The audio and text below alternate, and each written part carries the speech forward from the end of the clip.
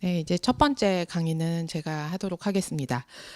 내 손 안에 든든한 림프 부종 이야기 이미 작년에 나왔습니다. 작년 11월에 나왔는데 제가 말씀을 드리기 전에 제 환자분들이 이걸 들고 와서 사인을 해달라는 분도 있었고 이미 많이 알고 계시겠지만 오늘 이 책에 대해서 한 번 더 말씀을 드리려고 합니다. 자, 림프 부종은 여기 보시면 사진이 매우 힘들어 보이는 상황이죠. 요즘은 정보가 그래도 이전보다는 많아서 저런 상태로 오시는 분이 그렇게 많지는 않습니다. 하지만 아직도 림프 부종에 대해서 아예 개념이 없거나 사실 이런 질환을 보지 않는 의사 선생님들도 모르는 분이 굉장히 많거든요. 그래서 이런 림프 부종은 사실 알아야 되고 그다음에 증상을 관리만 잘하면 완화가 될 수 있습니다. 하지만 지속적으로 관리가 필요한 만성 질환이라고 되어 있거든요. 가만히 놔두면 이거는 이 사진처럼 이렇게 걷잡을 수 없이 계속 악화가 될 수 있고 이런 게 다른 합병증을 일으킬 수도 있어요.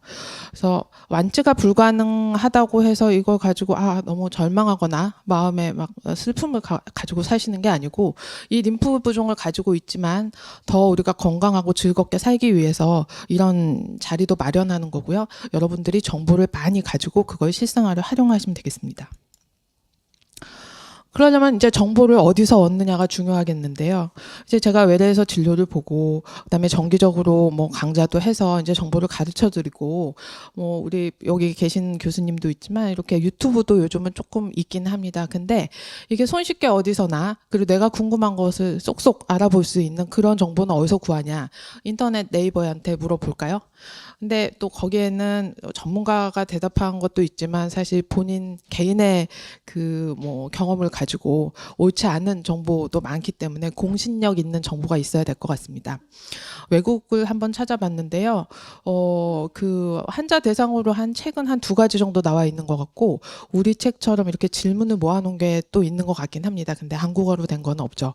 그래서 대한림프부종학회에서 우리 환우분들을 위해서 이렇게 책을 만들어 보자 이렇게 해서 작년에 준비를 했습니다. 그래서 한 1년 정도 걸린 것 같습니다. 그래서 최종이 나온 인쇄가 된 것은 11월 6일 작년에 나오게 됐고요.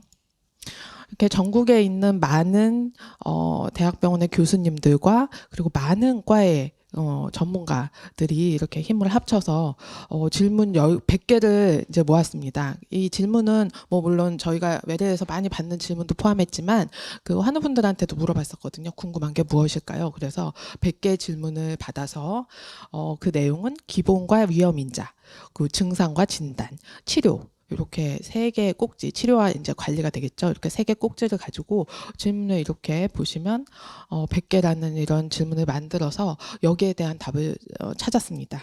그래서 이 책을 보시면 제가 책을 보여드릴까요? 보이시나요? 이렇게 책이 나왔는데 이 책에 이 100가지 질문이 다 들어 있습니다. 궁금하시면 책을 보시면 되겠습니다. 자, 그래서 제가 이 책을 다 해드릴 수는 없고 몇 가지 되게 중요한 컨셉 그리고 여기는 초보 림프 부종 아니면 림프 부종이 발생하지 않았지만 나는 림프 부종이 발생할까 봐 너무 무서워 이런 분들도 많기 때문에 아주 간단하게 초보의 입문을 위한 그리고 책자에 대한 그 구성을 조금 포함해서 제가 말씀을 드리도록 하겠습니다.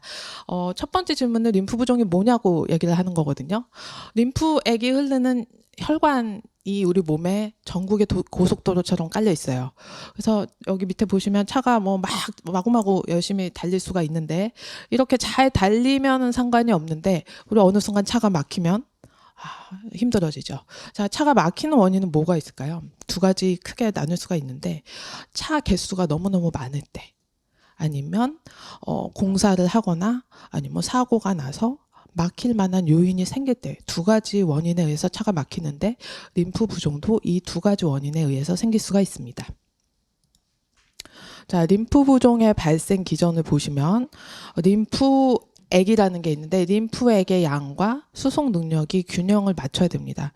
대부분의 사람은 림프액의 수송 능력이 림프액의 양보다 아주 높게 설정되어 있어요. 그러니까 림프액이 아무리 많아도 림프 수송 능력에 문제가 없는 한 림프가 어디 고여 있거나 저류가 되거나 이런 현상은 생기지가 않습니다.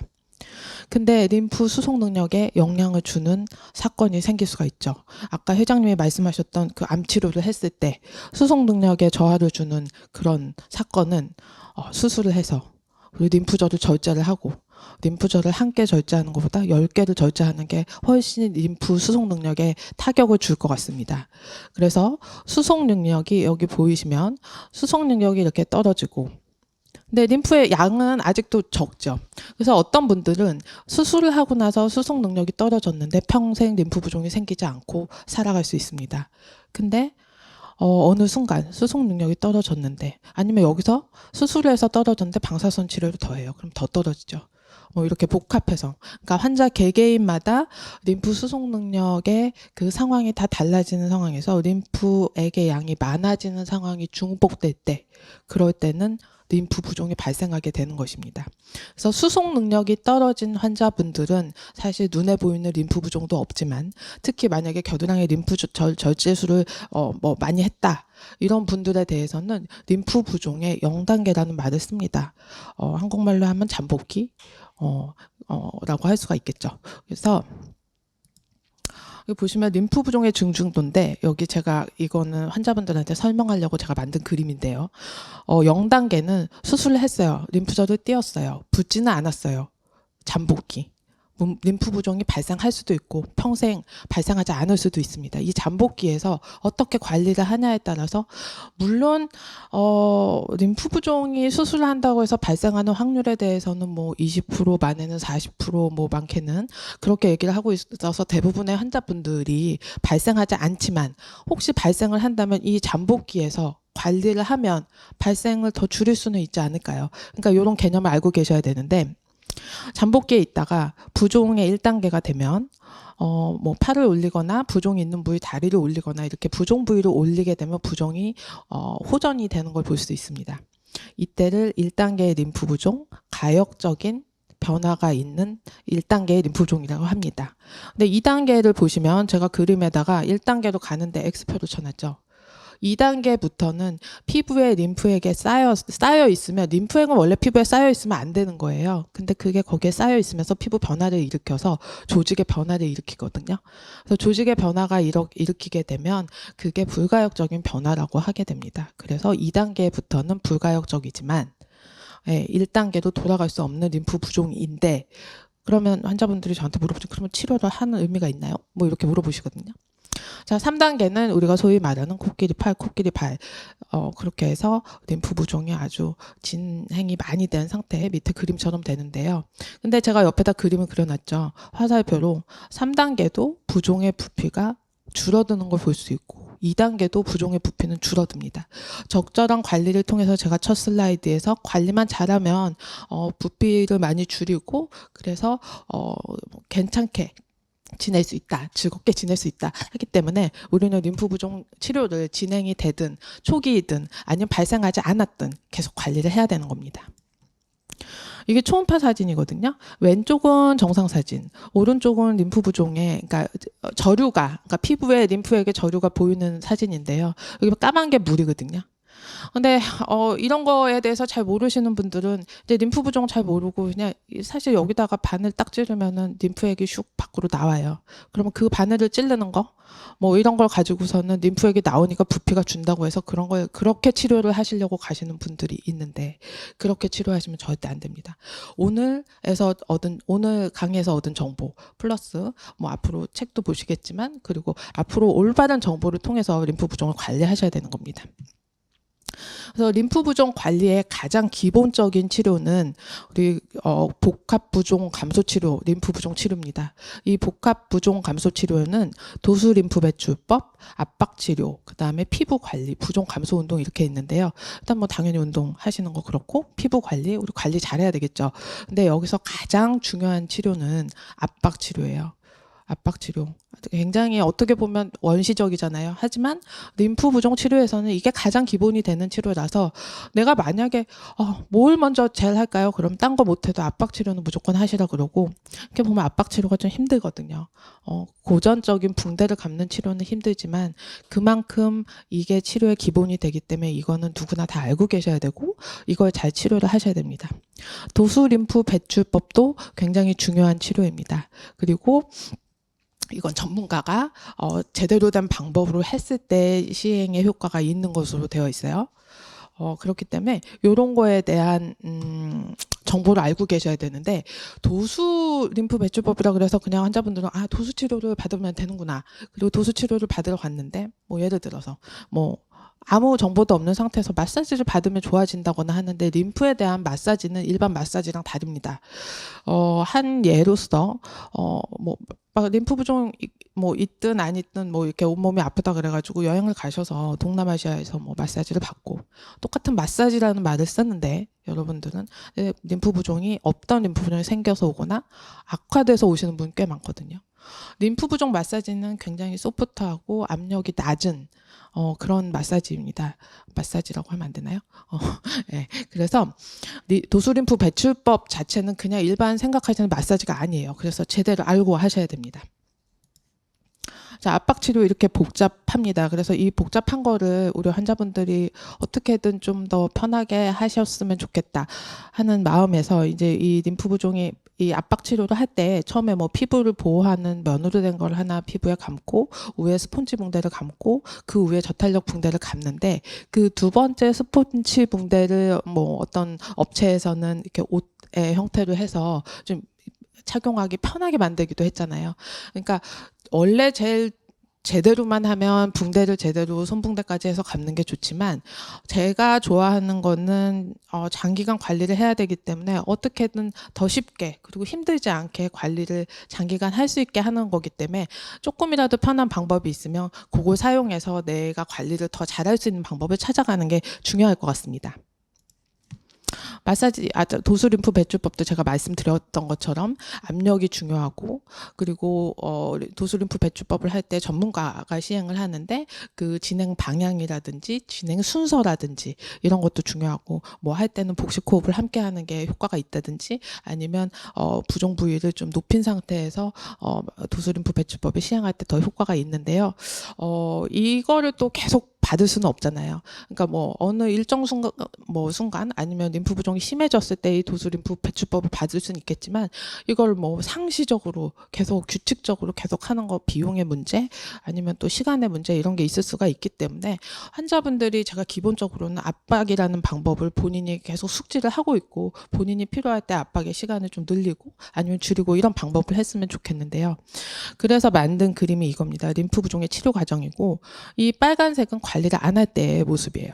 안 하면 점점점 붓습니다. 물론 부었다가 조금 빠지면 환자분들은 부었다 빠졌어 하지만, 사실 옛날 정상일 때보다는 많이 부었고요. 관리를 잘하게 되면, 사실 붓기 전부터 이렇게 관리를 해서 안 붓게 하면 좋겠지만, 그때부터 알고 있다면 부은 다음에 집중 치료를 해서 부종을 확 낮춥니다. 그리고 그 낮춘 상태에서 잘 지내다가 또 생활을 하다가 부종이 생기면 또 집중 치료를 해서 부종을 줄이고, 이렇게 해서 이렇게 관리를 하면서 비슷비슷하게 유지를 하는 게 우리가 원하는 목표라고 하겠습니다. 그런 과정에서 이렇게 감염이 생길 수도 있겠죠. 감염이 되면 더 붓고 림프 부종이 나빠지니까 이럴 때 더 막 압박을 더 열심히 한다든지 막 치료를 더 열심히 받으러 가시는 분이 있는데, 이럴 때는 절대 치료를 다 중단하시고 림프 부종 부종에 대한 치료는 나가서 병원에 가서 비검사를 하시고 항생제 치료를 하시는 게 좋고요.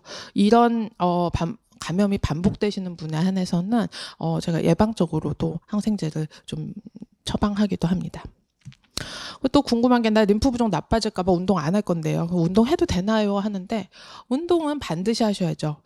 여기 들어오신 분들이 대부분은 암 치료 후에 림프 부종이 발생하시거나 발생의 위험을 가지고 이제 들어오신 분들일 텐데, 암 치료를 했으면 더더군다나 몸을 건강하게 해야 되니까 운동은 해야 됩니다. 그리고 적절한 운동은 림프 순환에 도움을 줍니다. 그래서 림프 부종이 있는 부위에도 근력 운동을 하시는 거고요. 근력 운동은 개개인 상황에 맞춰서 강도를 낮은 강도에서 점차적으로 높여가면서 운동을 하시면 됩니다.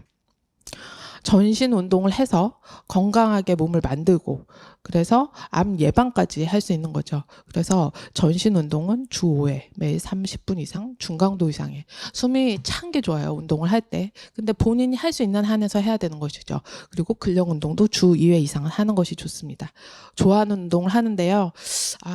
가끔 이제 과격한 운동 아니면 제가 조금 안 좋아하는 오늘 외래에서도 좀 몇 분이 물어보셨는데 테니스 해도 되냐, 뭐 배드민턴 해도 되냐. 그것도 굉장히 좋은 운동인데 항상 넘어지시거든요. 넘어지면서 꼭 그쪽 팔이나 뭐 이렇게 부딪혀서 넘어지면서 그 부종이 나빠져서 오셔가지고 부상의 위험이 있어서 저는 권유하지 않습니다. 반복적으로 그러니까 예측이 되는 그런 반복적인 유산소 운동 하시는 게 좋을 것 같습니다. 그래서 그리고 나는 조금만 운동을 해도 숨이 차요. 뭐 이렇게 얘기를 하시면 안 하는 것보다는 5분을 운동을 해도 좋거든요. 그래서 림프 부종이 있다고 모든 활동을 제한하는 게 아니라 운동을 열심히 하고 운동도 열심히 하고 뭐 여행 가도 되나요? 뭐 이렇게 오늘도 몇 분이 물어보셨는데 여행 가셔야죠. 힘든 치료했는데 이제 더 즐겁고 재미나게 사셔야 되니까 준비를 잘 하고 관리를 잘 하면서 여행하고 남들 하는 거 다 하고 지내시면 됩니다. 그 대신 모르는 게 있으면 물어보시면 되겠습니다. 통증. 나는 암 수술을 해서 아픈 게 당연해 하고 아예 아픈 거를 묵혀가지고 아예 뭐 어깨가 굳어 오시거나 뭐 하여튼 일상생활을 못 하고 오시는 분, 밤에 잠도 못 주무시는 분, 이게 원인에 따라 달라요. 그래서 어떤 원인이냐에 따라서 정말 주사나 아니면 치료를 가지고 금방 고칠 수 있는 병도 있습니다. 그래서 이분은 오른쪽 유방암 수술하셨던 분인데 그냥 묵혔다가 오셨지만 주사를 놓고 이렇게 바로 편안해지시는데 물론 이게 이제 그동안 오래돼가지고 팔이 다 안 올라가긴 하지만 근데 통증은 당연하다고 생각하지 않고 부종이 있더라도 그거 적극적으로 좀 관리를 하면서 지내셨으면 좋겠습니다. 그래서 제가 오늘 말씀드릴 내용 여기까지고요. 이렇게 관심을 가지고 올바른 관리를 하면 여러분들이 앞으로 더 건강하고 행복한 내일을 지내실 수 있지 않을까 해서 오늘 강의 잘 경청해 주시고 이따 질문 많이 부탁드립니다. 감사합니다. 제 강의는 오늘 여기까지 하고요.